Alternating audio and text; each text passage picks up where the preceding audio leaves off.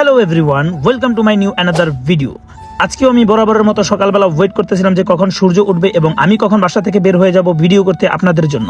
আজকাল আমি ভিডিও করতে যাইতে হলে আমার একটা সমস্যার সম্মুখীন হইতে হয়, সেটা হচ্ছে আমার সাথে যে ছেলেপেলেগুলো আছে, যেমন হচ্ছে জিহান, তারপর আছে জাবেদ এবং আছে রনি।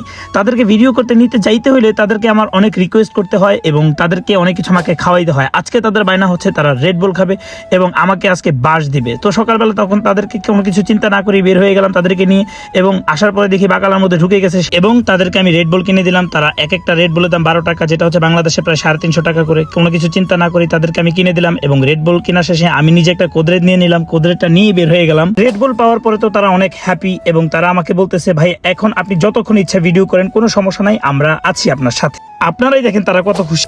আমি গরিব মানুষ, সেজন্য আমি কোদরেট নিয়েছি। ওদের মতো তো জিএবি পারসন আমি না, যে কারণে আমি রেড বুল নেই নাই। ঈদ গেছে 6 দিন, কিন্তু আজকে মনে হইতেছে হালকা হালকা ঈদ। আচ্ছা, পোলা বানে রেড বুল খাইতে পারলে নাকি তার কাছে ঈদের মতো মনে হয়। যাই হোক, এই ভিডিওর মাধ্যমে আমি সবার কাছে একটা কথা বলতে চাই, সেটা হচ্ছে সবার কাছে কৃতজ্ঞতা আমি প্রকাশ করছি, কারণ হচ্ছে আপনাদের ভালোবাসায় আজকে আমি এত দূর পর্যন্ত চলে আসতে পেরেছি এবং আপনাদের ভালোবাসা থাকলে আমি আমার লক্ষ্যে অবশ্যই পৌঁছাতে পারবো ইনশাল্লাহ। এবং অনেক মানুষ আমাকে অনেক খারাপ ভাবেন, সেটার রিজন হচ্ছে অনেক ভাই এবং আপু আছেন যারা আমাকে মেসেজ করেন, মেসেজের রিপ্লাই আমি করতে পারি না। যে মেসেজের রিপ্লাই করতে পারি না বলে অনেকে আমাকে ভুল বোঝেন। আসলে ব্যাপারটা সেটা না, সেটা হচ্ছে আমি এত পরিমাণ ব্যস্ত থাকি, এত পরিমাণ কাজ করি যে আমি আপনাদেরকে বলে বুঝাতে পারবো না। আমার মামা যখন দেশে চলে গেছে, মামা দেশে যাওয়ার পরে আমার উপরে কাজের চাপটা একটু বেশি পড়ে গেছে, যে কারণে আমি আপনাদের সাথে ভালো করে কন্ট্যাক্ট করতে পারি না। তবে ইন ফিউচারে ইনশাল্লাহ আপনাদের ভালোবাসার সাপোর্ট যদি থাকে, আমি অবশ্যই ভালো কিছু করব এবং আপনাদের প্রত্যেকটা মেসেজ এবং কমেন্টসের রিপ্লাই দেওয়ার চেষ্টা করব। সবার কাছে একটাই রিকোয়েস্ট থাকবে, আপনারা আমাকে কেউ ভুল বুঝবেন না। আমি ইচ্ছে করে কারো মেসেজের রিপ্লাই করি না, সেটা কিন্তু না। আমি হয়তো একটু ব্যস্ত আছি, সেটা আপনাদেরকে বুঝতে হবে।